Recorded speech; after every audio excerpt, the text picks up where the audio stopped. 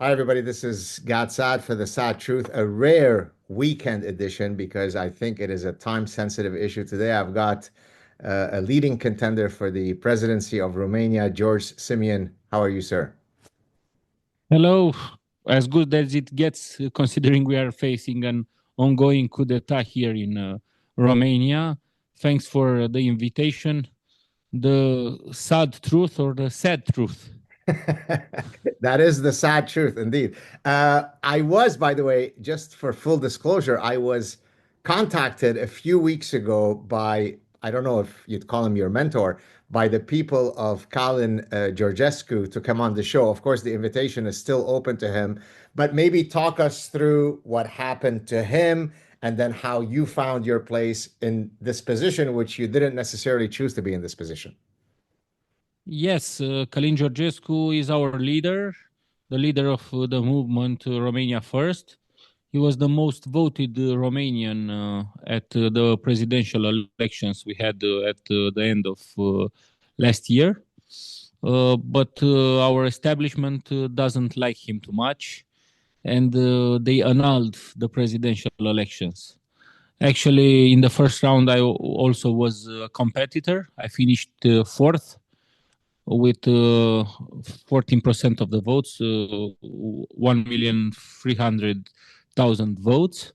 And immediately after the first round finished, I told my voters to support Călin Georgescu because he was the only sovereignist left for the second round.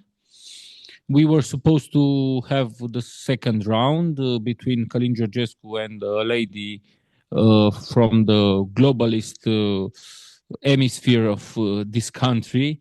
And Mr. Georgescu was supposed to win with under our predictions with 70% of the votes.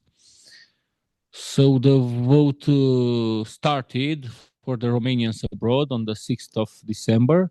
The Romanians inside the country were supposed to vote on the 8th of December. And on the 6th of December, when 50,000 people already voted, and the score was, like I told you, 70% for Călin and 40% for this lady, Elena Lasconi, the Constitutional Court suddenly convened and they annulled the elections.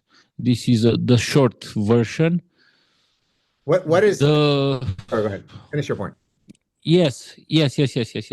Please ask, and then I Okay. will. So what is the evidence? So, when you're sitting on the outside, as we are saying, I'm in Canada right now, we hear these stories, but it's very hard for us to gauge whether there is any veracity to the fire, whether it's completely made up. So what is the burden of proof that is presented to, quote, legally nullify the process? Very good question. None. No Like shred of literally evidence. zero. Zero. They made like an essay. The secret services in Romania, they made an essay about, without naming any competitor, about a state elector that was involved. They didn't name Russia. They didn't name Călin Georgescu. They didn't bring any uh, proof about money, like J.D. Vance said in his Munich speech at the Munich Security Conference about hundreds of thousands of dollars invested in Russia for publicity ads. No publicity ads. The only publicity ads and money were not by Russian involvement, but by one of the political parties here in government, the National Liberal Party, who invested lots of money just to smear me and to raise Călin's chances. But they didn't know they will raise Călin that high. Actually, the situation and the reality is that we have Romanians that are disappointed in the current political establishment, and they chose to vote an anti-establishment guy. It could have been anyone, but Călin Georgescu is fighter and is opposing this system for many years. So he won fair and square, and he is entitled to be the Romanians elected by Romanians. He is entitled to be president. He is not president because he is anti-establishment. He is anti-globalist, anti-woke, anti-war. So they decided to annul these elections, and the only person then others followed, but the only person that said it was a Russian collusion, a Russian intervention, was Anthony Blinken. And you can imagine on his last days of office, he said it. Then our new master wannabe, Mr. Emmanuel Macron, repeated this idea, but nobody presented any evidence. They said something about bots, fake identities on TikTok, but the people were real. 2,100,000 votes for Călin Georgescu, and we made big rallies, big demonstration to protest against the annulled elections, and hundreds of thousands of people went into the streets. So there are real people that want a change in Romania, and the change is not a colored revolution like the Soros network like to do. Is there a mechanism through, I'm sure that there are all kinds of shenanigans that happen within the court system, but is there a process by which this can be appealed so that it can be reversed, or it's struck down, it's the king has spoken, it's unilateral, and we move on? This is without any precedent. The constitutional court actually is not formed of judges. It is formed of 9 members politically appointed by the former president and the current government. Some of them are politicians, not people with judicial background. So nobody could appeal, nobody could do anything through the internal judicial system, because the constitutional court is outside the judicial system. And then what happened is they continued the coup d'etat. They said we must have repeated elections. We raised the signatures for Mr. Georgescu. You need 200,000 signatures in Romania to be a candidate for the presidential race. We raised them again, and at the end of March, they banned him again. It's like Iran, where you have the mujahideen, so no, the ayatollahs who say who can compete for public office and who cannot compete. And because the Venice Commission, who is in charge of democracy and in organizing elections and observing elections, said it's not possible in these elections not to have the possibility to appeal. They rejected Mr. Georgescu since the Electoral Bureau, that electoral bureau that is composed of representatives from the political parties and 5 judges, and doesn't have the ability to reject anyone per se if that person has all the paperwork, all the signatures in order. So Mr. Georgescu had the paperworks and the signatures in order. No judge, no jury convicted him and said he cannot be a candidate in elections, and he cannot be member of the parliament, the president, and so on. But the electoral bureau, with 10 votes against 10 persons against 4, said no, you are banned, you cannot participate in elections. This is our decisions. We voted through our conscience. So if there was no precedent to this process, but now there is a precedent, You now run, and you'll tell us in a second how you are in the position that you're in now. What stops them if you win in this new process of exactly pressing the repeat button? And again, you were under Russian interference or Moldovan or whatever other country. What stops it from being an infinite loop? Nothing. Very good question, Professor Saad. This is why I'm doing this interview with you to spread the word to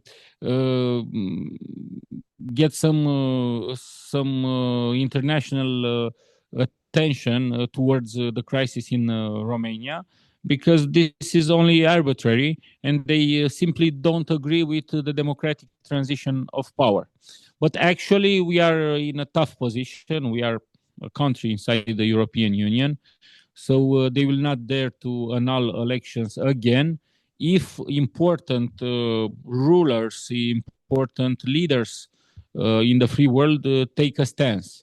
And I am very glad that until now we have some important persons like J.D. Vance and conservative leaders across the Europe who spoke out in defense of democracy and in defense of liberty, of freedom here in Romania.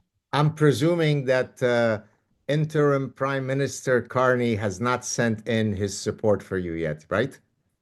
You are presuming right. We know the Canadian society. Many Romanians living in Canada participated in the freedom rallies during COVID. They, especially truck drivers, who participated in the protest. So we also see from day to day life many Romanians that worked in Canada returning home and saying the wokeism is too bad. It's impossible to live nowadays in Canada. And even if we are a country that is poorer and is doing worse from the economic point of view, they come back to Romania because we are still a free country. Now, there's a contradiction in terms because we are a free country uh, which cannot have free elections, from what it seems like. We were in the first lines of protesting against the COVID restrictions and mandatory vaccination, and we had a rate of 30% of the population that was vaccinated with mRNA anti-COVID-19 vaccine. Are you in Romania having as difficult a time navigating through the very difficult conundrum of knowing what is a man or woman? Because in Canada, we're no longer able to determine what's male or female. Are you as woke and progressive as we are, or are you sort of more towards the Hungary line on the continuum of wokeness? Oh, actually, we learned very well in school, and we learned the biology, of course. And in biology, there is no binary, non-binary gender, and 70 other genders, that we have only male and female. So this transhumanism and this transgender and wokeism didn't succeed still in Romania. And I am very grateful that the Trump and the MAGA movement won the elections in the United States. Now all the Soros agents will must go back home for taking new orders or for fighting there, not for the brains of our children. Do, It's really upsetting for me. I'm born in 1986, so I always aspired to be part of the free world. We are the post-communist kids who are looking towards Canada, United States, Western Europe for democracy, for freedom. And we are disappointed that now a new form of Marxism took over first through your universities, through your cultural organizations, then through the judicial system, and now they infested the political spectrum. What was once in Europe right wing, for example, Christian Democrats and conservative parties, lean very much to the left. And the political spectrum has changed. You cannot say a party is left or right, but there's a new separation here in Europe between globalists and patriots. And this is why I co-founded the mega movement to put the MAGA wave and to spread it across the Europe and to spread the freedom. And this is essential to us because if we will not fight it, we are living like in the novel of George Orwell, 1984. Of course. Do you think that to the extent that countries like Hungary and Poland and Romania have gone through another earlier wave of parasitic ideas called, Marxism and communism, that somehow that builds somewhat of an inoculation against the current parasitic ideas of wokeism because it takes a country that has everything to be able to afford the luxury of the stupidity that we see coming out of our universities, right? Whereas if you've gone through the harshness, the ecosystem of Romanian dictatorships, then maybe you're not as open to believing all of this nonsense. Do you think there is a bit of that inoculation that exists in Romania because of your very difficult recent history? We lived under the Marxist teachings. We lived in an authoritarian regime that was imposed through the Soviet occupation. So we are well aware of censorship, of dictators, and we know that the state doesn't want what's best for you. And we know that they are lying through their TV channels. It's a good expression, the one that you used, parasitic.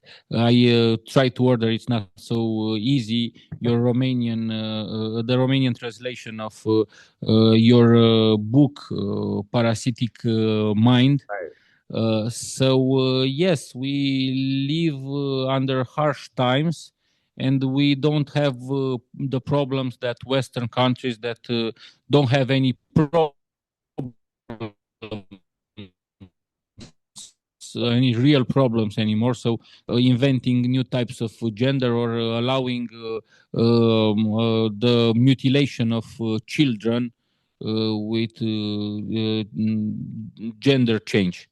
This is incredible for us. We are socially conservative. We still believe in God. We go to church. And because of this, some people in the West consider us savages, uncivilized, because we keep our ideas, because we keep our traditions, and because tomorrow, when it's Sunday here, tomorrow morning, I'm going to church. I agreed, and we all, the Romanian population is very pro-European and pro-transatlantic. We agreed to be part of the free world, but we didn't sign up to be changed under cultural aspects. We believe that diversity creates the beauty of the world. Right. Okay. So maybe Justin Trudeau was right when he kept uttering the word diversity is our strength. Should we be letting in more Islamic immigrants to enrich us in Canada? I believe in diversity, that God intended that we are different, but also I believe in not mixing and ruining all that God created, because it's not normal that some of our political leaders, like Justin Trudeau, want us to be all the same. It's Right. not possible. God created us different. So if Justin Trudeau accepts diversity, he must accept that in countries like Romania, Hungary, Poland, we pray to God, we are Christians, and we do not accept to have other civilizations because this will only create problems like it creates in Western Europe.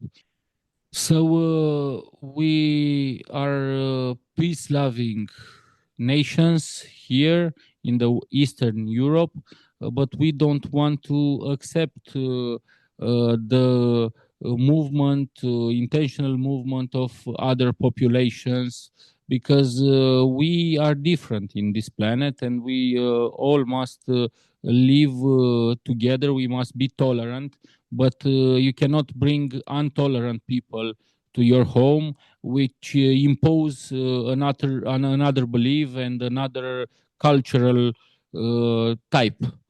In Eastern Europe, we don't have on the streets terrorists, bombs, and I think the reason for this is that some of the Islamic people who do not read their scriptures, and they don't learn that God or Allah, or how do you want to say, doesn't want us to kill each other. Jesus Christ talked about love, and we should all speak the same language. Amen. So tell us a bit about you've kind of stepped in now, and I think the polls are showing that you're leading, if I'm not mistaken. How did you Yes. get into it? What's the trajectory? And maybe just give us, the few key items of your platform. You're against open borders. Whatever it is, the key points, so that people who are not very familiar with Romanian politics get a sense of what is that your party stands for. Okay. So after Călin Georgescu was banned, me and another political party leader, Ana Maria Gavrilă, a fine lady, talked with Călin Georgescu, and we agreed to raise signatures and us two to be candidates in the new race. It was like a miracle. We raised the signatures in 48 hours. People were standing in queues in the rain only to sign for us. We were both accepted by the Electoral Bureau and the Constitutional Court, and Ana Maria Gavrilă withdrew from the race in order to support me.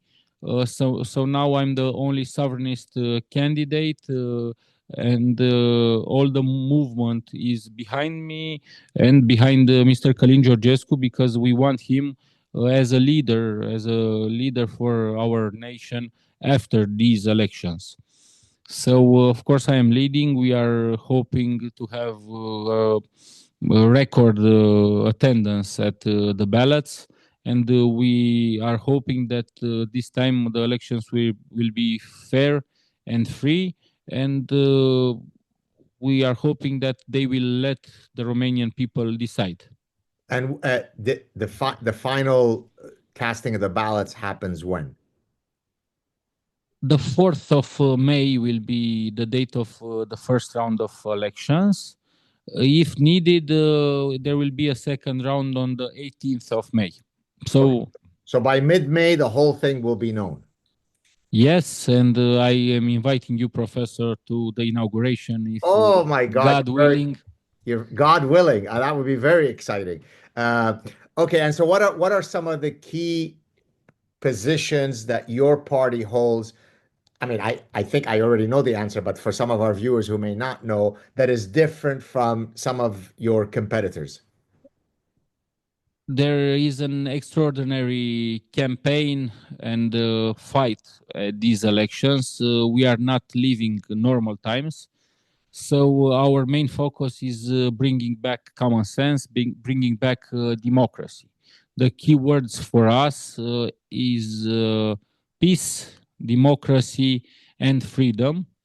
Ideologically speaking, we are a political party that has four pillars at its basis: nation, family, family as in a natural family between a man and a woman, Christian faith, and freedom.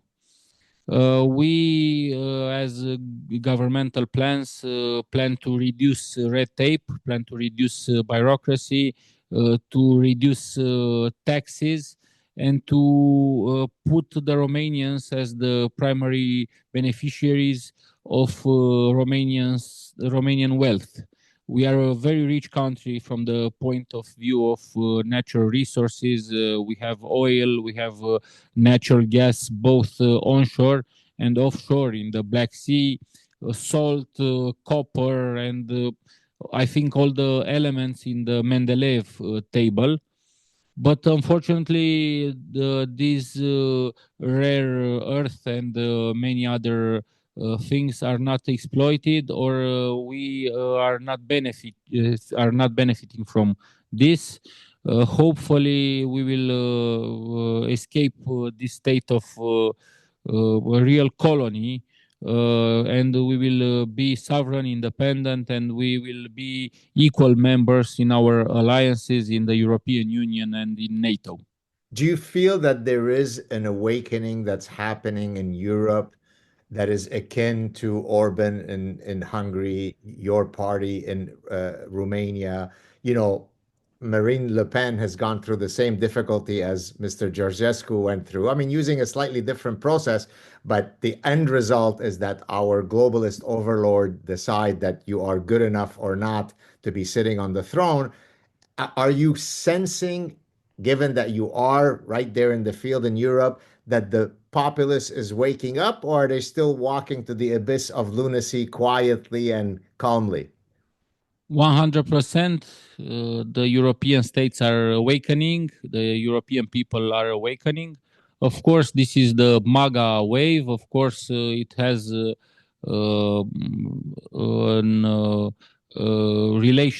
relation with the victory of Donald Trump. We think this will happen also in Canada soon, and the conservatives will be God back willing. in power. We need this. And yes, we are in contact. I'm also vice president of the European Party, European Conservatives and Reformists, is the party of Giorgia Meloni. We have as president right now Mateusz Morawiecki, who is the former prime minister of Poland, who did real miracles leading the Polish people. So we will have elections together with the Romanian elections, also in Poland. And hopefully we will have two allies of the Trump administration in Romania and in Poland sitting as presidents of Romania and Poland, of the two states. From your lips to God's ear, do you have any? I know that politically speaking, you would, I think you would support a win of the conservatives here under Pierre Poilievre, but do you? I mean, if you probably followed the pattern of how things are going, he had something like a, I don't know, 40-point lead at one point that seemed pretty insurmountable. And now the betting markets are betting in favor of Carney. Do you have any? I know you're not a Canadian expert in politics, but do you have a sense that the Canadian people have sufficiently wakened up to not give the Liberals a fourth mandate in a row? Hopefully, we have many Canadian friends. I have been to Montreal, and I will campaign for you, even if I will be busy. Hopefully, as the new Romanian president, Mr. Trump didn't help our cause too much with the proposal of Canada being the 51 state Yes. of the United States. But there are many people I know in Canada that are loving freedom, and they are loving peace. So hopefully you can do the change there. We are in contact with some senators from the Conservative Party in Canada. Wonderful. Last question, and then I know you're probably very busy. Uh, and not as serious a question, or maybe it is a serious question because there's nothing more serious than football. I was a huge fan of Haji because he was a non kind of European, he almost had a Brazilian Argentinian flair of how skillful he is. So, yes, Haji belongs in the legendary group. Is there any other Romanian players that we can dare put in such an illustrious group, or are there any coming up that I should be keeping an eye out for? I used to be a competitive soccer player, so soccer is my passion. Take it away, hopefully, future president of Romania. We have a new golden generation. Hmm. Our party is called AUR, which means our gold. So hopefully we will have the prospects of having the same success as the Haji generation. But Haji is our king. We used to be a monarchy, but we are joking that Haji is the king. So the generation of Haji, of Stoichkov, of Maradona is still the most important for us and for people across the globe. I am very thankful that you know about our Romanian football star. We gave the world many sportsmen, Haji, Nadia Comaneci, True. Nastase, but also many inventors, many writers, philosophers. So hopefully we will keep in touch and we will bring our contribution to make the world a more beautiful place, not the hell that is brought by the woke culture. Thank you so much, Mr. Simeon. Best of luck. We will definitely keep in touch, and I will hold you accountable for that invitation to the inauguration. So I'm already getting a suit ready to celebrate with you. Stay on the line so we could say goodbye offline. Thank you so much for coming God in willing. again. Thank you. Best of luck. Thank you.